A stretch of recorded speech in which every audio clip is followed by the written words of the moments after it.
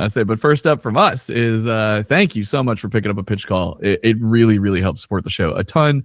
So it means a lot to Ben, myself, but also big thanks from the whole team. Of course. Absolutely. Absolutely. Yep. And the general idea behind the call is the floor is yours. However you want to talk about your idea, go for it. Just excited to chat with you. No pressure, no expectation, or anything like that. Okie doke. Well, today I have a little slideshow. All right. Yep, let me just make sure that I'm in control of it. Let me... Yeah, we'll just do this. That's weird. I don't know why it's not doing the thing that it did before. Trying to click between slides and it's not... Yeah, let me see. Yeah, I can't control the tab from here, but that's okay. We'll just... If you go back to if you close out of the full screen... And just share that what you're looking at, that might help. I don't know. Maybe? Hold on. What if okay, present something else. What if, window. There we go. Share. There it goes. There we go. Show my screen anyways. Okay. Maybe? I'm just trying to make sure that I have you guys there as well, and I don't know how to do that, so I apologize. I was able to get it to work before. Infinite void. Apologies. The infinity window. Okay, hold on. Yeah. Okay. Yeah, because I know when I did it before, it worked perfectly fine. Select tab, share. It shares the tab, and now it's not letting me move it. That's strange. You might be able to, on your window, click and view your own presentation while still keeping us there, not a sharing thing. Yeah, open picture-in-picture mode. There it goes! Yeah, there we go. Yay! Okay. All right. Yeah, all right. Cool. Anyways, as I said, you are being recorded. All right. So welcome to the recording. Today, I have for you Nazo versus Syn Shenron. Nazo Unleashed versus Dragon Ball GT. Yes. Huh. Okay. Anyways, Nazo, Sonic's strongest fan villain. He originates from the fan animation Nazo Unleashed by Chakra X on Newgrounds. It first released in August of 2006, which will be relevant later, and is a being of pure negative chaos energy, hell-bent on proving himself superior to all energies. The only thing, he states, that he could never surpass is the Master Emerald. So he plotted to destroy it along with the planet in order to scatter it so far across the cosmos that it could never be reformed. That is until Sonic and friends end up trying to stop him, but not before pushing him to his perfect form, aka his super form. Which not only pushed Sonic and Shadow to go super, not only pushed them to go hyper, but pushed them to fuse into Hyper Shattuck. Nazo would eventually be defeated by the fusion, but not before achieving his hyper perfect form with the negative energy of the Super Emeralds. Okay. He would later go on to be resurrected in the now cancelled Wrath of Nazo, which remains as a bit of animation and animatics. And then we have Syn Shenron, GT's final boss. He is one of the Shadow Dragons, and is in fact the final antagonist of Dragon Ball GT. He and his fellow Shadow Dragons came about through the overuse of the Dragon Balls. He is the One-Star Dragon, evident by the One-Star Dragon Ball on his forehead. He was formidable, and was even able to put down full power Super Saiyan 4 Goku. But then he summons the Dragon Balls to himself, consuming them one by one, becoming the massively stronger Omega Shenron, being able to use all of the other Shadow Dragon's abilities, seemingly. Even with Goku's strongest techniques, and the assistance of the now Super Saiyan 4 Vegeta, they couldn't stop him. That was until they fused into Super Saiyan 4 Gogeta, which far outclassed Omega to the point to where he was forced on the back foot until the fusion prematurely ended. In a last-ditch effort, after they had been reduced to their weakest form, he eventually resorts to shooting off the negative Karma Ball, which is made of all of the negative energy that he was going to spread across the universe. But not before Goku charges up the Super Ultra Spirit Bomb with energy from everyone across the universe, launching it into Omega and evaporating him completely, and purifying the Dragon Balls along with. Definitely seeing the parallels for sure. Yep. I'll go into it a little later, but yeah. As for Nazo, he has typical Chaos abilities, Chaos Control, which allows him to teleport and time stop, Chaos Torrent, his version of the Chaos Blast, which is basically a laser, basic energy spheres, and as well as Flight. He has a seemingly pretty good healing factor, seeming to be able to heal from bruises and cuts within seconds, even from super hedgehogs.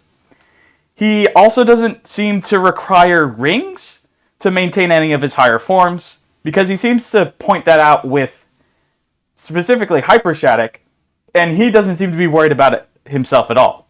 He would also have access to both the Chaos and Super Emeralds. Super Emeralds are a little more debatable, but I think, it would make sense.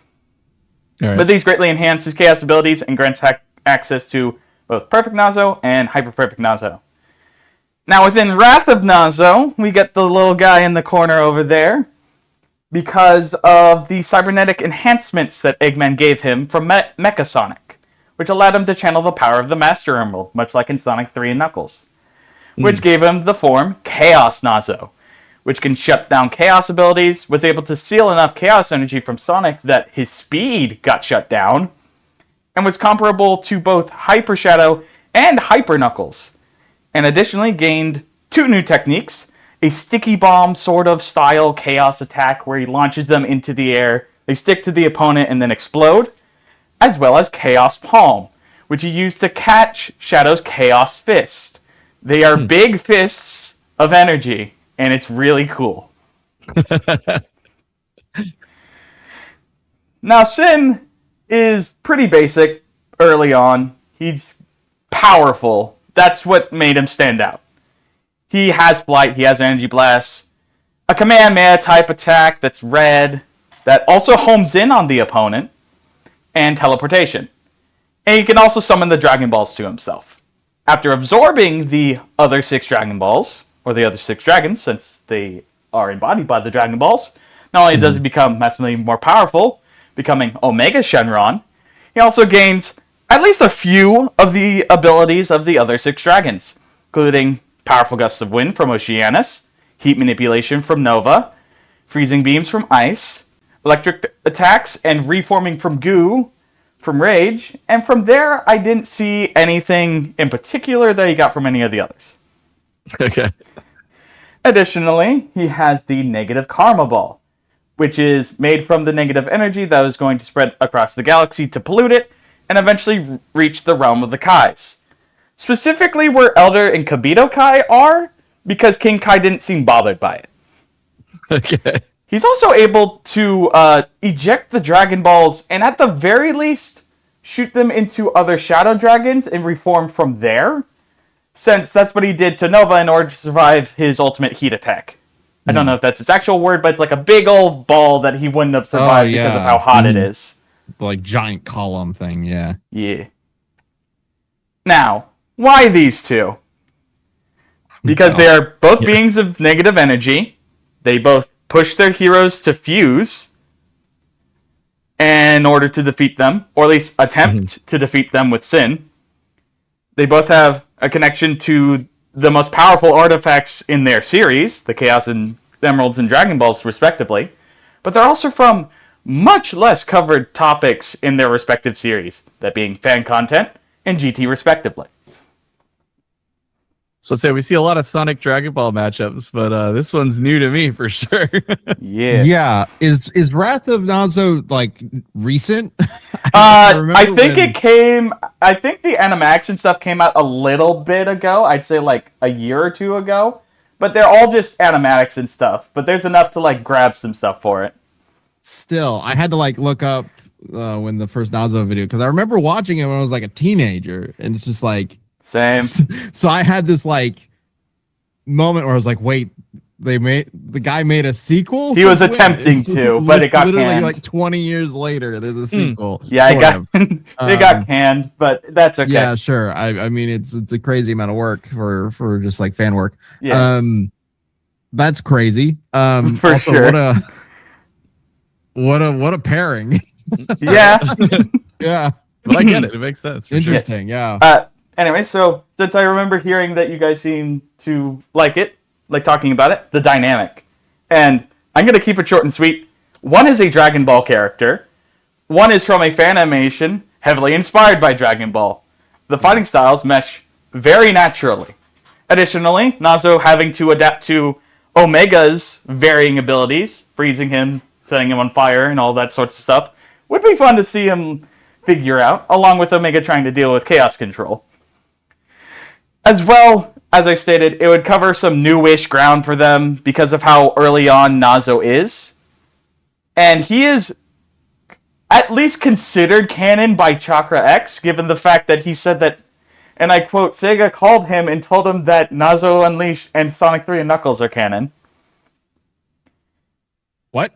Yeah. Yeah. There's a Twitter post. I didn't put it here, but yeah, it exists. And also, GT itself hasn't been covered on Death Battle outside of OG Goku versus Superman, and kind of Gogeta versus Vegito, but not really, since A, it's inverse, and B, it was more heavily reliant on heroes and stuff for, like, comparing them. Yeah, for sure. Getting some good old GT Super Saiyan 4 or whatever action would be fun. And yes. Although I guess he's not Super Saiyan 4, but he's fighting Super Saiyan 4. Yeah. Yeah, and then we could like talk about that and stuff. Yeah, Exactly. yeah. It'd be cool. Yeah, I will say these seem to come from nowhere. I can justify them at a later point, but that's not the huge focus here. The focus is that they are extremely comparable, at least at their lower ends. Like, they have easily MFTL speeds just because of who they compare to, especially with Nazo and Hyper Shattuck, which is a whole can of worms given that it's a fusion, and Sonic characters, which don't happen in fusion multipliers and stuff. But regardless, I consider them fairly equal until you get to higher ends, because like there's stuff with like generations and how Classic Sonic was there, and Classic Sonic canonically is Sonic from the past. And then with Dragon Ball, it's like you've got the infinite hellscape and there's that sort of stuff. So I view Nazo as faster and interpretively either stronger or on par. It kind of just depends on what you decide to work with.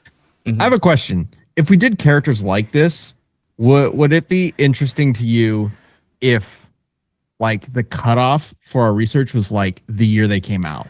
That's exactly the idea with Nazo. Okay. Is because basically he would get everything that is canon to him 2006 backwards, specifically August, so he wouldn't get Solaris.